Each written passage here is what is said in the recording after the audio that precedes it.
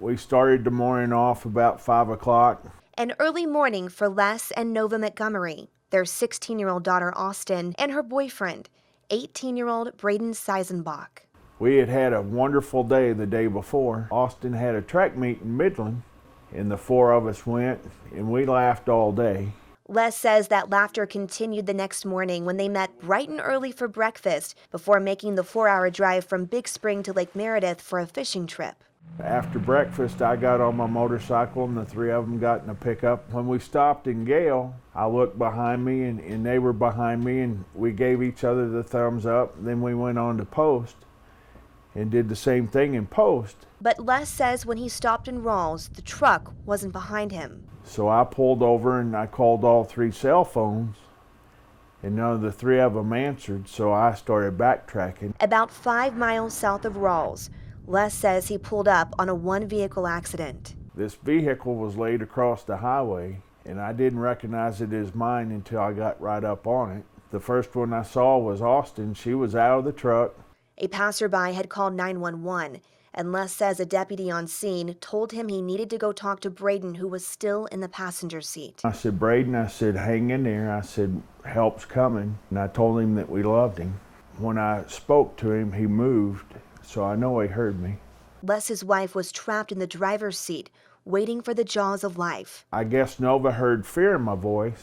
She said, Les, you gotta be calm. You gotta be calm. I said, I am, hon. And I asked her, I said, how are you? And she said, I'm not good. I can't feel my left side. Help arrived shortly after, 2 ambulances, one for his daughter, the other for his wife. By this time, Braden had already passed.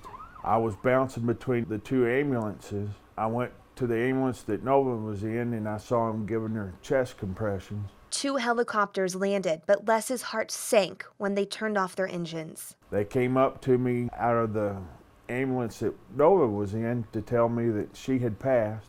That's when Les learned his daughter was also near death. They had asked me which hospital I wanted them to take her to, and I said, I just want the best care, and we ended up here at UMC. When Austyn arrived at UMC, doctors say she had a 10% chance of survival. Her lungs became so injured and inflamed that exchanging carbon dioxide and oxygen was not possible. And without that ability, of course, she would die very soon. But thanks to donations to Children's Miracle Network, UMC had an ECMO machine, a piece of equipment purchased more than 30 years ago for preemies. Dr. Tiva, a pediatric intensivist, took a bold step and decided to try this on a teenager for the first time. You take the blood of the patient, the venous blood, unoxygenated, you oxygenate it outside the body in this system, ECMO system, and then return it to the body. So it functions as lungs in this case. This ECMO machine would buy time for Austyn's lungs to heal, but the risks were still great. This procedure only increased her chance of survival to 50%. But Austyn pulled through. A little tired.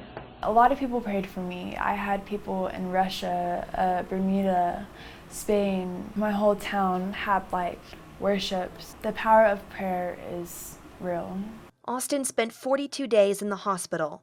The majority spent right here in this room on the pediatric ICU floor. I broke my right leg. I broke 4 or 5 ribs, and one of them punctured my right lung. I had 4 chest tubes for it, and then I had a thoracotomy, which cleans out your lungs. I had a trach, a peg tube since I couldn't eat. I had ECMO and traction from my leg, which is where they have a weight pulling your leg apart since it was overlapping, and then I had a rod installed to my right leg. Austyn's recovery is nothing short of a miracle. God provided the knowledge to the doctors and the staff.